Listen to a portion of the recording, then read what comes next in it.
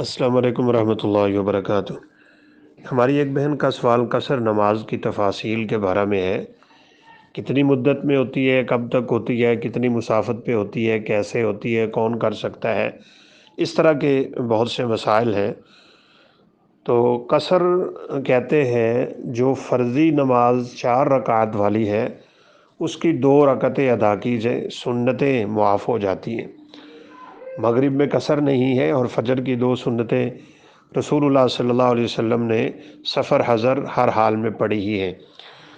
باقی رہی بات کہ کتنی مسافت پہ ہوں گی، ایک حدیث مبارکہ میں 9 میل کا ذکر ہے، اور وہ میل ہاشمی ہوتا تھا۔ ہمارے میل سے اس کی لمٹ بڑی ہے، اس کی لینتھ بڑی ہے، لہذا آج کل کے حساب سے کم و بیش 21 سے 22 کلومیٹر سفر وہ اس یعنی حد کو پہنچتا ہے۔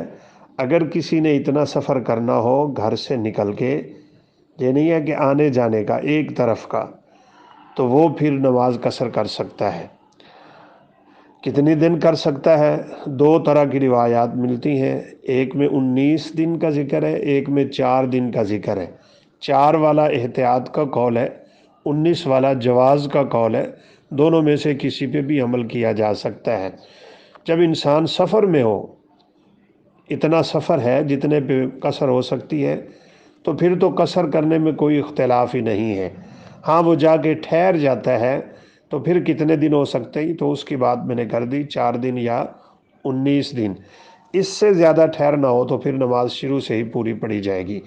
ہاں، اگر کوئی شخص کسی ایسی جگہ پہ ٹھہرا ہے جہاں اسے کوئی پتہ نہیں ہے میں کب یہاں سے نکل جاؤں، یعنی ٹھہرنے نہ ٹھہرنے کی کیفیت میں ہے، تو وہ نماز قصر ہی کرے گا۔